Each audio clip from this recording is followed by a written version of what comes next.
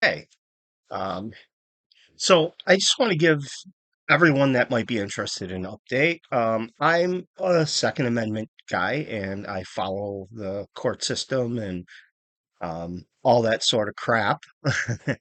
And I do think it's all crap. But um, apparently, a federal judge just bitch slapped the ATF um, on their 80% lower scheme that they're trying to put into place to stop companies from selling 80% lowers for example AR-15s and a kit to convert them into a full receiver. So the ATF was trying to stop that. They were trying to make it a law saying that they made up that regulation and they were trying to turn it into quote unquote a law that Congress did not issue. And the federal judge said ATF cannot overstep their authority by instituting laws and regulations. That is up to Congress. If they want that banned, they have to go through the congressional process and literally ban it. Excuse me. So, what that is going to do now is that opens the door for a whole crapload of litigation because the ATF has a boatload of regulations that they made up, that they just said we have the authority to do this and we're doing it, and we're the part of the Communist Party here, so we're going to do whatever we want, regardless if it's constitutional or not. So um, example, the pistol braces. ATF made that so complicated you can't have a pistol brace. And that hasn't went into effect, I don't think, yet. I think it goes into effect in December. But as soon as it does, it's going to be challenged, and the court's going to go, you're doing it again. So the sad part here, I mean, that's a huge, huge win. But the sad part here is these states, the ATF, and all these other regulatory agencies, they're supposed to be policing the laws, not not making the laws. That's legislate. Wait, that the legislative branch. Excuse me. So what we're going to have is they're going to continue to do all this stuff because it doesn't really cost them money because it's our money that's funding them. So every time something gets struck down, they're just going to reword it and do what they want again. And then we're going to be the ones that get gets held accountable until that law gets null and void. For instance, New York's law. It is completely unconstitutional, and a judge just said that, but he dismissed the case because they didn't have merit or something, some technicality. But he did go on to say that if he ruled on this case, he believes the plaintiffs would have won because he does believe the new New York law scheme is unconstitutional. So he encouraged them to uh, go back to the drawing board and bring that case again, and either himself or another judge would probably rule in their favor.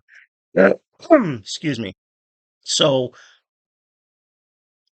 New York did this law because Kathy Hochul must have been her time of the month. After the Supreme Court said, New York, no, you can't have that may issue state. It has to be a shall issue state.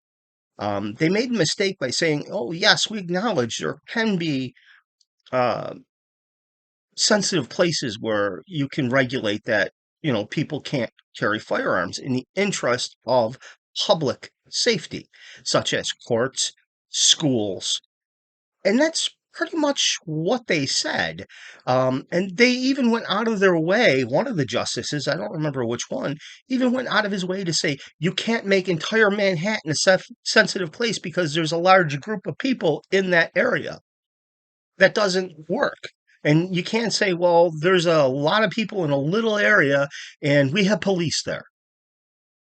They specifically said you can't do that.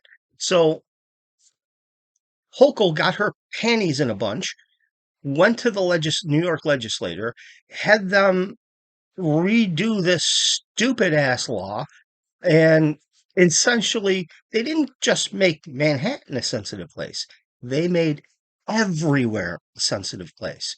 You can't carry in schools, playgrounds, parks, theaters, stadiums, and or government buildings, and any private business. That means pizza shops, gas stations. You stop for gas, you need to run inside to pay for it. You better not take your gun. If you can't take your gun unless the business owner or somebody at the business posts a sign saying, "Hey, guns are welcome." Nobody's going to do that. Nobody posted signs before it, which they had the choice to do, to say no guns. Nobody did that. So I don't know about all of you, but I don't want the pizza shop guy telling me if I can have a constitutional right or not. So that's gonna get that's gonna get kicked right through the goalpost on that one by any judge. So, but in the meantime, my point is, in the meantime, if someone like myself is caught carrying a gun inside a building that doesn't have a sign saying that I can, um, it's a felony.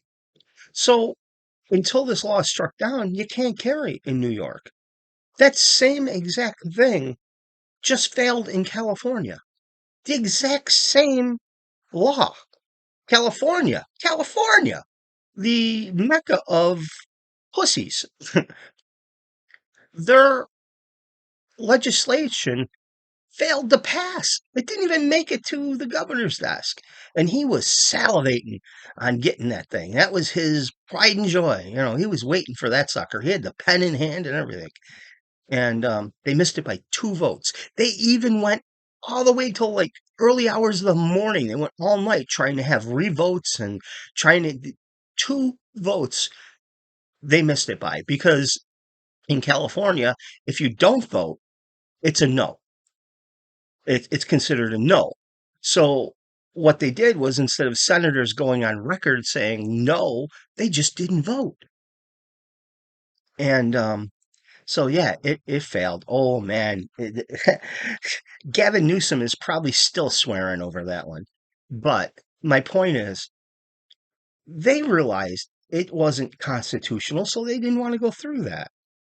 Um, but oh, New York is like, oh no, the, the Supreme Court's not going to tell us what to do, because the Supreme Court ruled that New York was unconstitutional. They were in violation of the Constitution for, I don't know, like, what was it, 50, 60 years? They making people show just cause of why they need a pistol permit. They have to be in imminent danger, and then still they would get turned down. And even if you showed imminent danger, it still took a year and a half, even if they were willing to issue the permit. It's not like, oh, you need it right now? Okay, here you go. No, you'd still have to go through the application, the safety course, the references, um, and all that crap. And it would take a year and a half for you to get the pistol permit.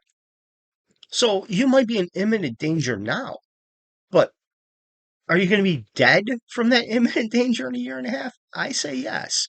Unless that imminent danger just, goes away, which is highly unlikely.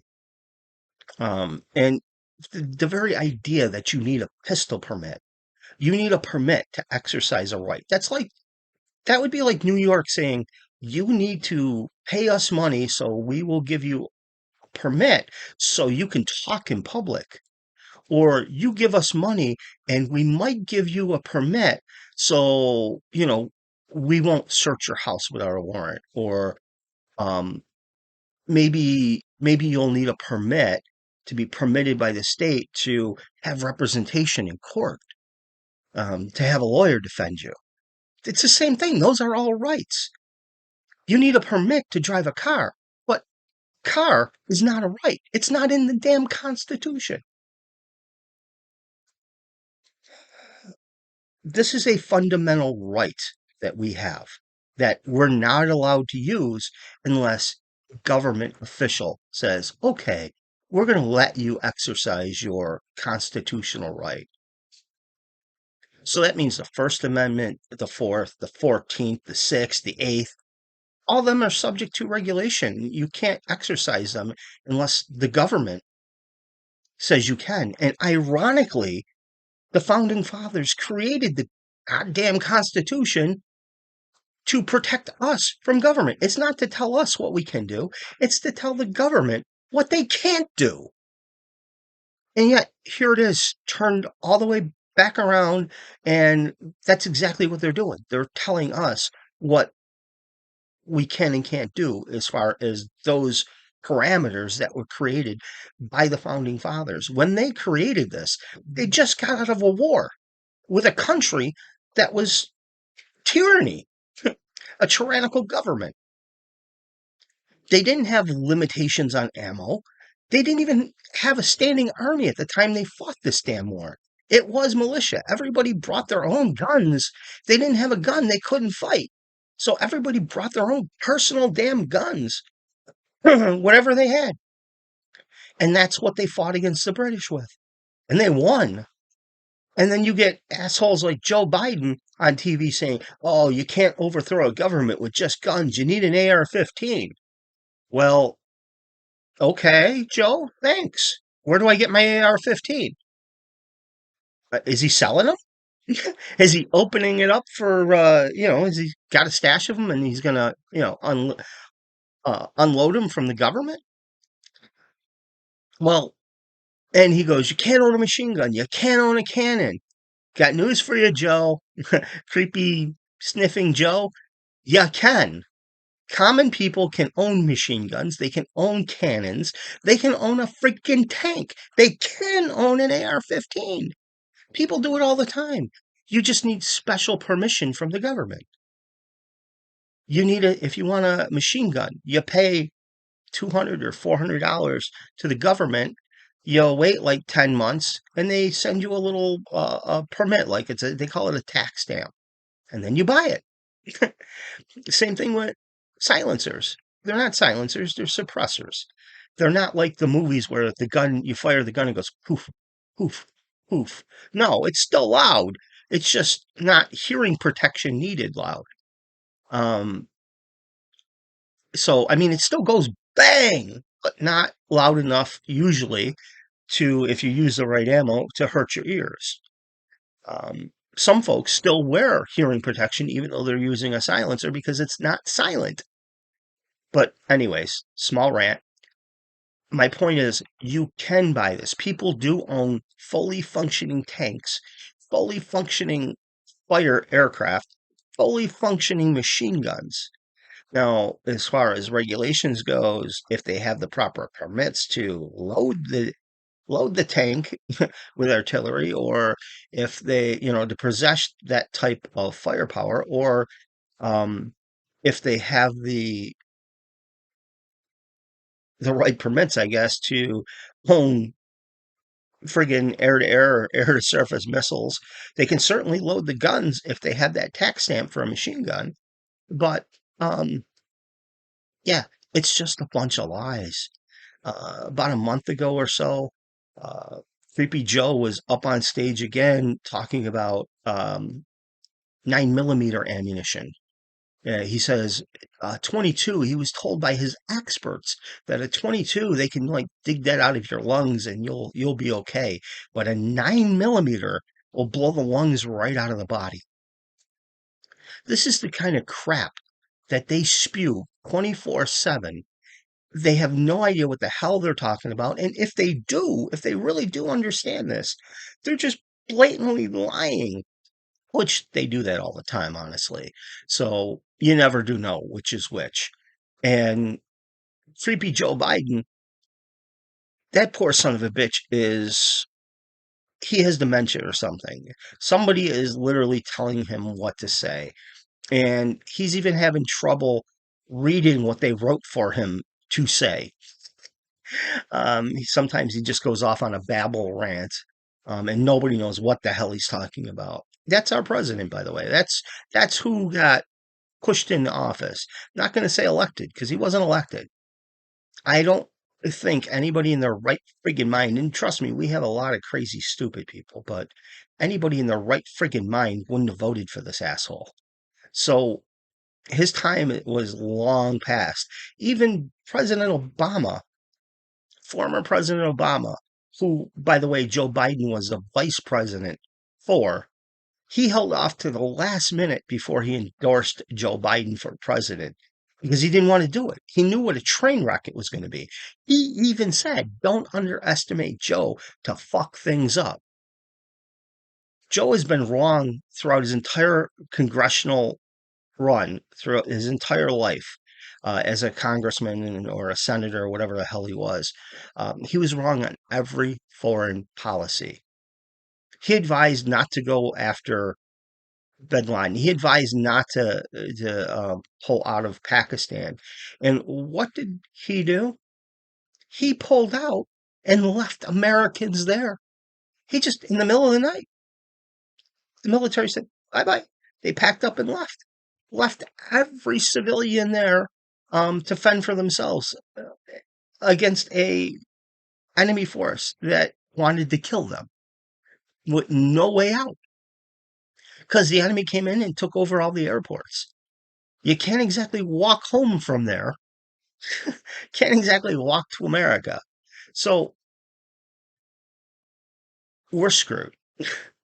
It's going to be a lot of money to fight all of these stupid laws that are on the books. And I would say 90% of them is subject to be overturned because of the New York Bruin case, where the Supreme Court says you can't use a two-step approach anymore.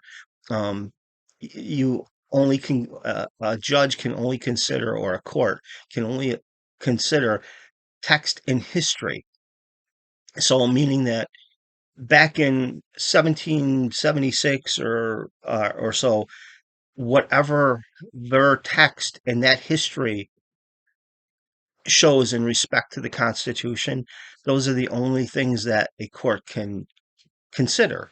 So right now, all these gun laws that are in the books was used by a two-step method. The judge and the court would say, well, you know what, you are right. This is kind of against the Constitution, but second step, we have to consider the the safety and consider for the state because of their reasons for public safety and whatnot and their concerns. So that no longer is a consideration. You can't do that. So every law, just about every gun law, can be challenged and can be beat. It's just going to take a lot of damn money from people to fight again for their legal rights. This is like a civil war, and this is like a revolutionary war being fought in 2022. Just it's not fought with guns and bullets and knives, not yet anyway, but it's being fought in a court system. These are individual battles, um, and we're trying to win the war. So we are in the middle of a revolutionary war. We're fighting again for our rights. All right, so that's all I really got to say about this. I'm a little wound up this morning, um, as you could probably tell. But yeah, that's the news that I got for you for today.